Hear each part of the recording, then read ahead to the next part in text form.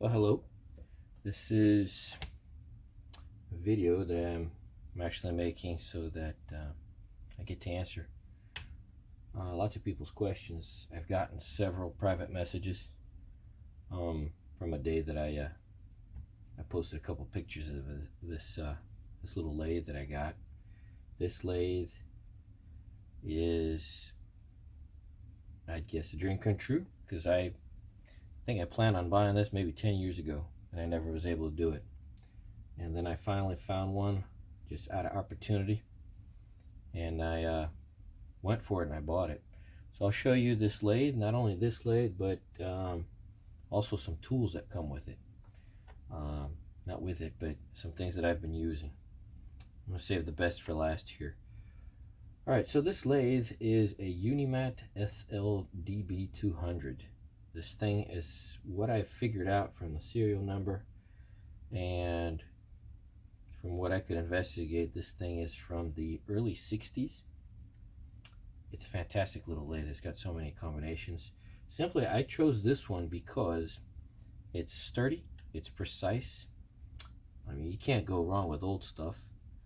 And basically, I don't think I could, I don't know if the word is afford, but even if I was rich, I still wouldn't buy a Sherline, and I wouldn't be able to buy a Proxxon lathe and a mill, because both of these two that I've mentioned, which would be the lathe setup and a mill, they both would cost more than $1,000. And I got this thing for, I would say, around 400 something, but I've spent way more than that.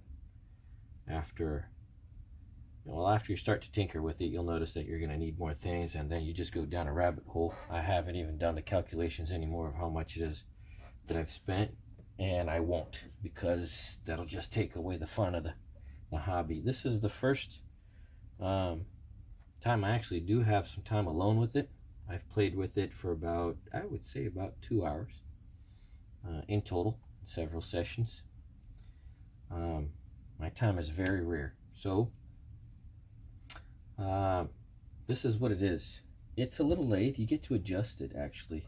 One of the first things that you can do is adjust it from one side to another side, where you can adjust the piece of that you're cutting, or you're turning, actually. So here's a little 3-jaw chuck. You can put also a 4-jaw chuck. You get little notches here so you can see whatever degrees it is that you're putting in your angle.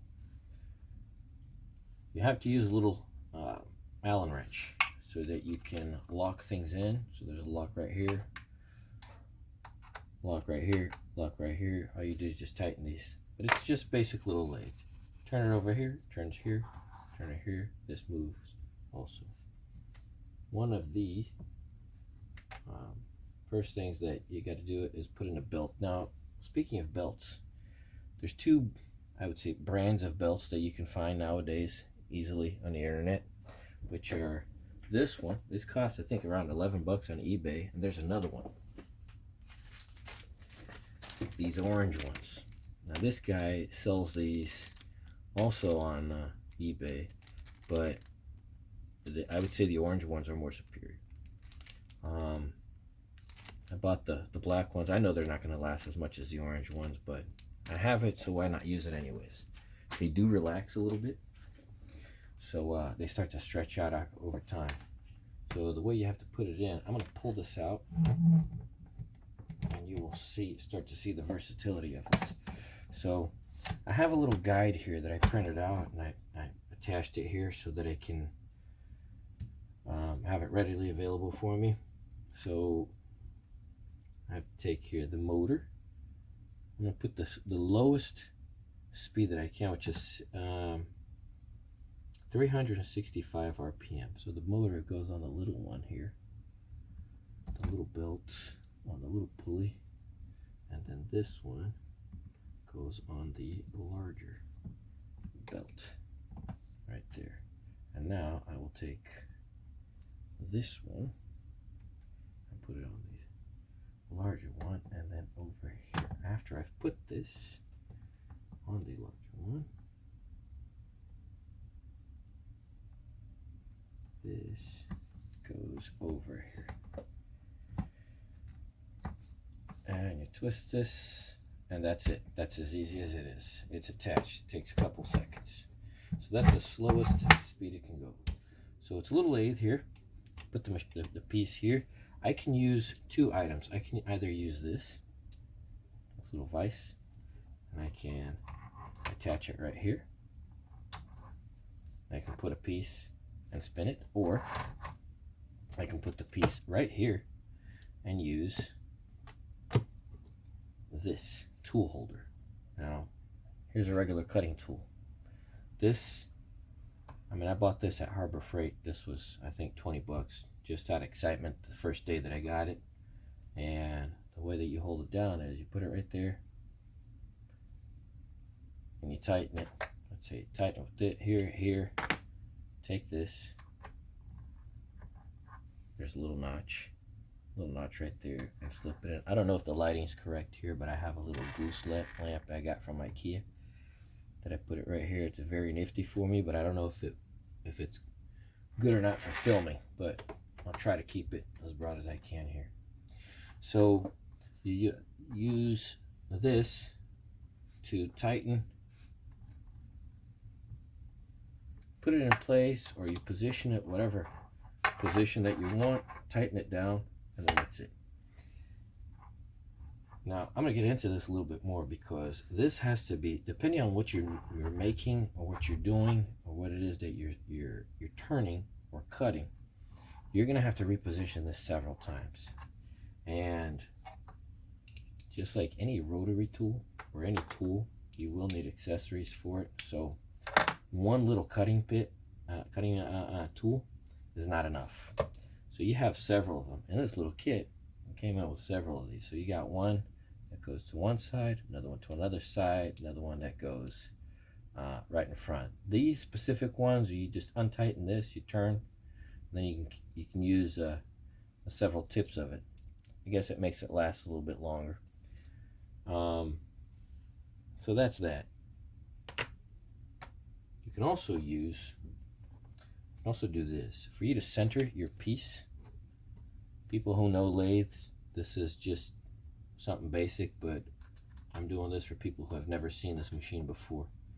So this is called a dead center, and I'm by no means somebody experienced with this. In fact, I hardly know what I'm doing here. This is a dead center.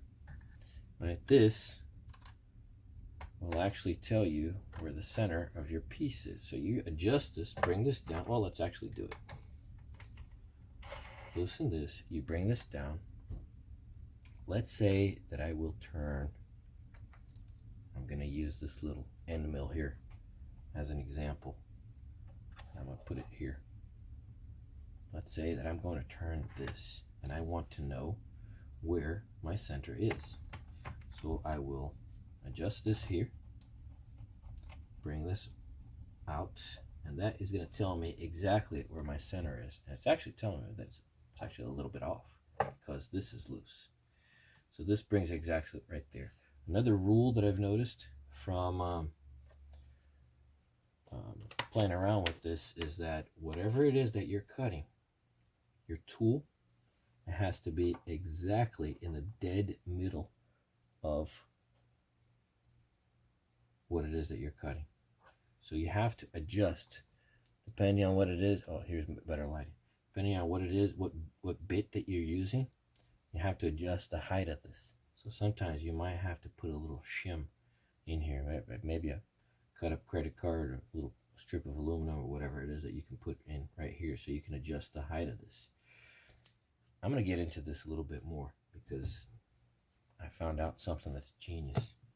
So anyways, you have that. That's a dead center. There's another one which is a live center. It's the same thing, but this one has a bearing in there, and this spins.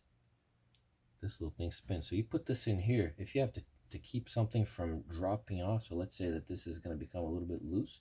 Right here, it's a larger piece. You touch this right there, and it spins right there. You don't want to put a lot of force in there, but you keep it centered and leveled. So that is that. We won't be needing this anymore, so I'm going to shove this to the side here and keep these two right there. And moving on. Now here's the real genius of this little machine. Whatever it is that I want to spin right here, I can also turn it into a mini mill. It comes with this attachment. Actually, mine came with this, but whoever wants to buy this, you can find these all over the internet. This piece, the screws. You have to piece the whole thing together. So if you actually do find one in a very good condition, jump on it, which was the case that I found. I was looking for this for years. So this is how I put it together. Come right here, you tighten this screw, and I was actually watching a couple videos for Adam Savage, the guy from Mythbusters, and he just said something that I noticed. A lathe is the only machine that can actually make itself. I can make any one of these parts with it, and this is fabulous. I can turn this. I can turn this angle. Let me do this here. Let me loosen this a little bit more. I can turn this angle so I can mill something. I can also put this right here. I'm not going to tighten everything just to show, but I can also use this as a drill press. This comes off. This chuck here will come off, and I can put this other. Now it's a little drill press. I can also put this right here, and then in the lathe configuration, I can put it in there, or I can put it right here, and just as I'm drilling or I'm milling something, I can spin this spark right there. I mean, it's just endless possibilities and configurations. So I can adjust this height, I can adjust this, I can adjust this. I have actually left this here so I can mill something, and then I'll just bring the piece in and I'll turn it in, and it'll just eat it away. And for that, I'll use a little end mill, which is like a four flute end mill. I actually have several of them set aside here, and I bought this little kit on eBay. Actually, I mean, it's Chinese, but the only thing that I'm turning is plastic and very soft metal, so I have several sizes right there. Little cutting tool. There's a reason I'm getting into this, because you will start to spend money on a few tools that you'll find. As you go along, you'll start needing tools, and you'll buy one, you'll buy another one, and then you start to stray away from the expensive stuff. You're just thinking, nah, I'm just cutting plastic. I don't really need the expensive stuff. But there's an end of a story with that. So I also have these little discs. I mean, I have countless of these little pieces where you can buy for rotary tools or whatever, and it gives you endless possibilities. But let's get back to this. Now, I want to talk about something which is fantastic. Out of the people that we follow and admire, be it on, I don't know, Facebook groups, I spend, I would say, a lot of the time that I'm on Facebook, on the Skill Modelers Critique group. I hardly ever write anything in there, but I do follow it. I read a lot. Will is one of the people that I've been pestering over the years, asking about this or that. And he's very patient with me. He's answered a lot of questions. One of my main issues, personally, is when I got back to modeling. Last time I did it was when I was, I don't know, 12, 13 years old. And like the old story of everybody else, I discovered girls. I only got back to modeling after university. So nowadays, with the family and a job that I'm almost never at home, my time is very scarce, and now I really want to do something nice where I got back to the hobby. And my personal issue is I have had lots of difficulty with the available consumables that there are nowadays.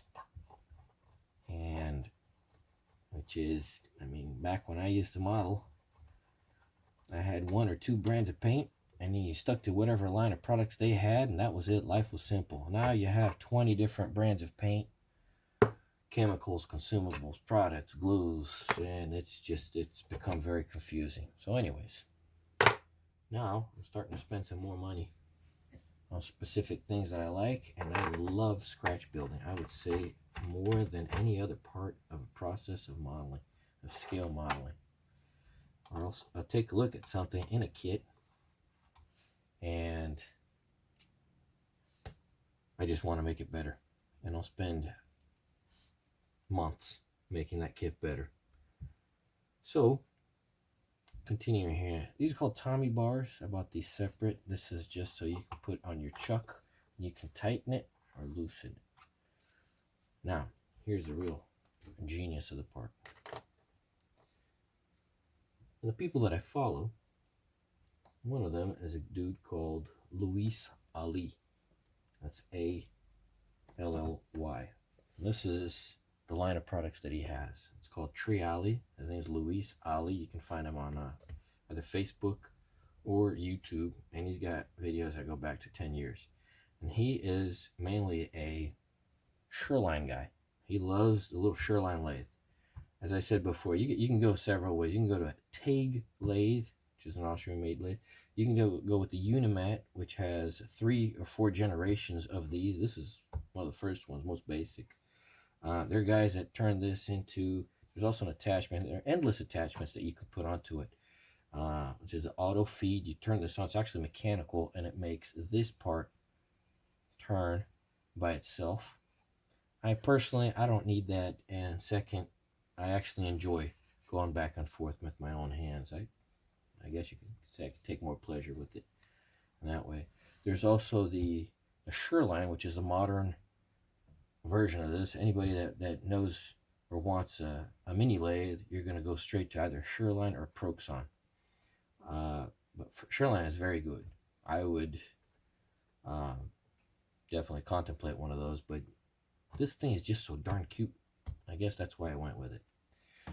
So anyways, remember this part that I mentioned? You got to keep putting this and reconfiguring this several times, and you have to keep changing these tools all the time. So there's something called a quick change tool post, and this thing is this guy, this Luis guy, he actually makes these, and it does not do it justice to show just this. This is what comes in his kit, and you can find these on I would say Amazon or AliExpress or Alibaba or whatever. You can find this in several brands, but what this guy did is just absurd. It is fantastic. I mean, I'm gonna start out with this. This just came in the mail a few days ago. I'm gonna set this aside. I'll put some more up, but I'm gonna bring my light down here. The level of quality of this is absurd. I mean, I can cut my finger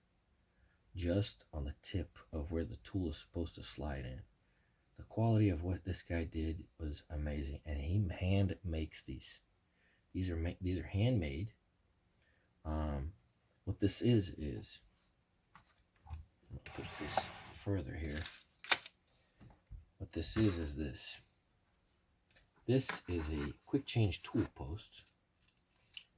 I waited to actually do this video so I could play with it. I have not pulled things out of the box beyond of what I'm doing right here, right now.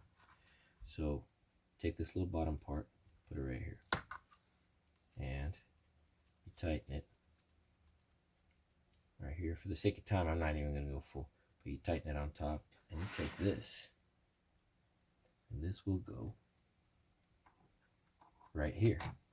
Now, what this is so that I won't have to keep swapping these around all the time, I will put one little cutting tool right here, and then let's say another one right here, and I have these all preset. So when I'm milling, actually no, I will have to actually tighten this. There you go. Opening it for the first time. right in front of you. So when I'm milling this, okay, so this is tight. When I'm milling this, all I have to do is take this, slide it down, and there it is, and then I tighten it. Whoops. And I tighten it. Boom. It's on. Then I need another one. I'll take this off, put another one right here, and I'll tighten it right there.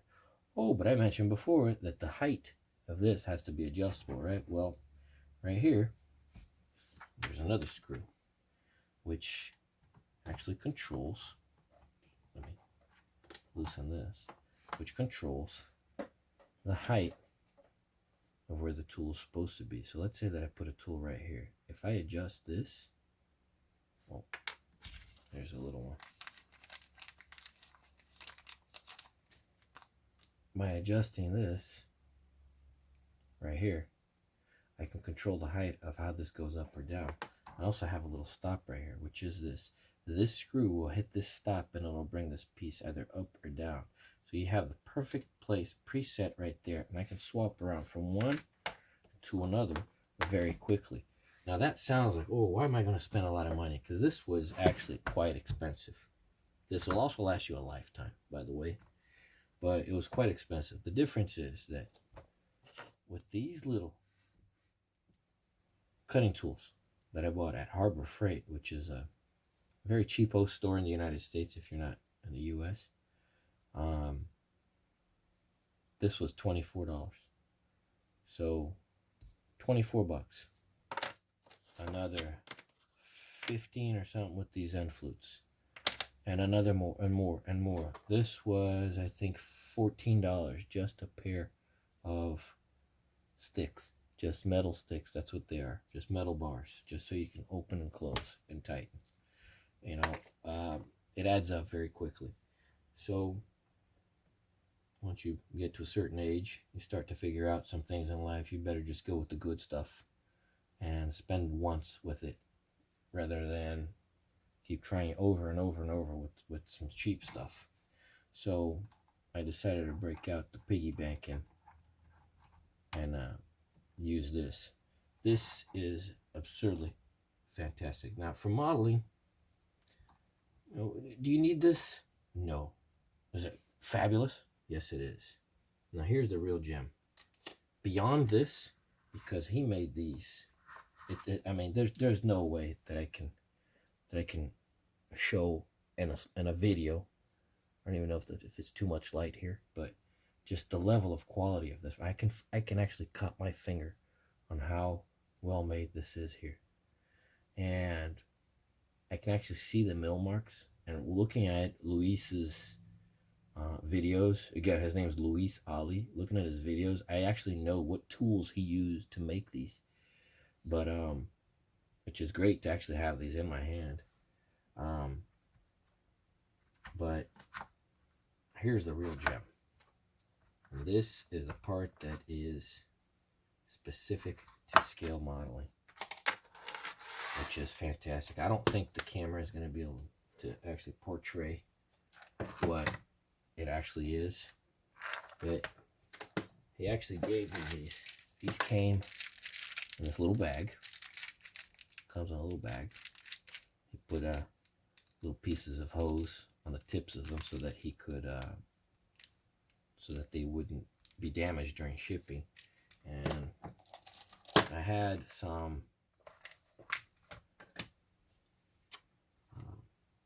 bits that I bought on eBay. This cost, I think, like 15 bucks in the case. Actually, what came in this case were these small little files. I think if you've been looking into this, most people will know what these are. But I'm just using the case in this. Now, this is what he sent with that kit. And I'm actually going to pause this so that I can get the loop here so we can get a magnifying glass. Hold on a second. And I'm back. So I don't want to ramble, but watching Will Patterson's videos, there's no way you can't stray away from his example. And I see I'm already at 25 minutes here, so let's continue here. So this is what came with the kit, and I really hope that this shows up here. I'm going to try to. This is a little cutting tool that came in. I really hope this comes out. I'm going to try to see if I can't stress how tiny this is, and how small this is, and how sharp it is. And these are tungsten, so I mean these are actually made to cut metal. This is, I'm going to see if I can adjust, let me adjust the light here so I can show this. These are absurdly minuscule, and the level of quality of these, let me see if I can do something here, make this show a little better without the light. Let me see. Oh yeah, that's, camera here is having a hard time at focusing. There it is. I don't know if you can see this, but these cutting tools are absurd.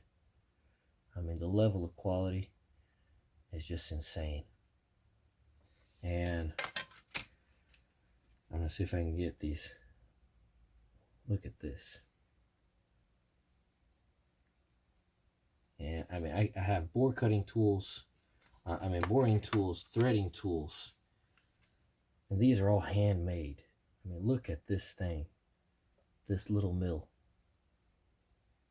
These are handmade.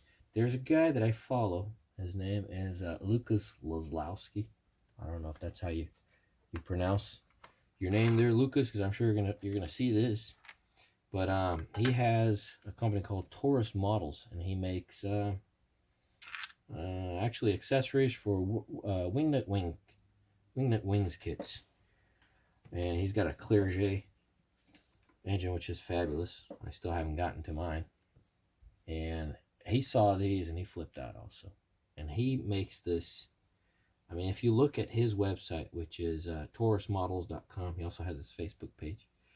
But if you look at the stuff that he makes, and for a guy like that to admire this, it's amazing. Luis, which is the guy from Luis Ali from Tryally Tech, he's not actually a modeling guy, but he was super open to showing me and teaching me how to use this and what to do. He's a super patient guy. Actually, I just saw here a post, a guy from Scale Models Critique Group mentioning, you know, what to do. And I posted this, I answered one of the very things that one of the very rare things that I actually post. I actually answered him, and I said, you know, the people that you admire, this guy was starting out just like me, people you admire, you know, ask them questions. If they're patient with you, great. The guys that you admire their work, if they're not patient with you, no, then they don't deserve your admiration. And Luis certainly deserves it.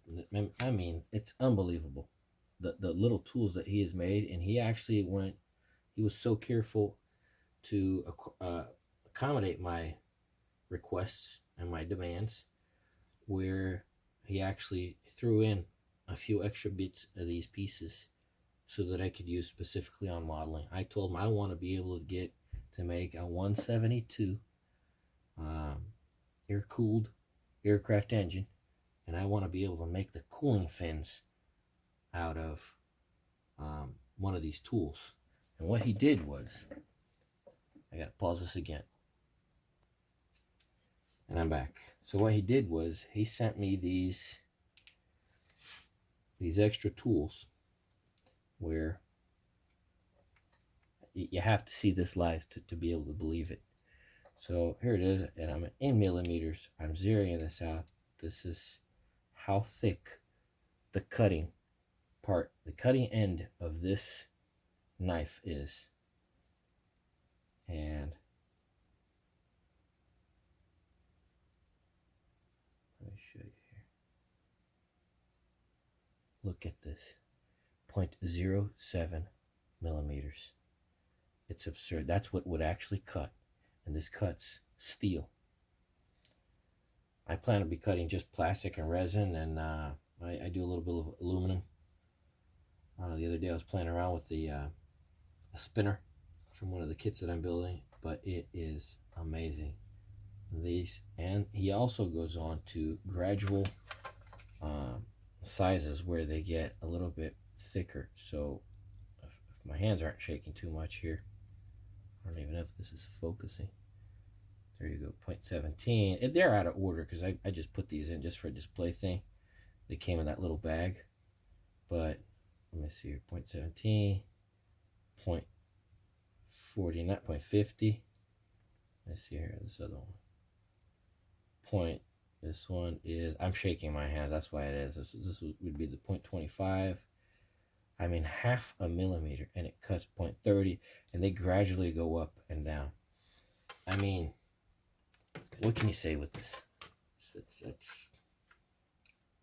I almost don't want to use it just because I'm afraid to break it, but the level of quality is outstanding and absurd. I'm going to see if I can upload this video over to YouTube and put in a link for it.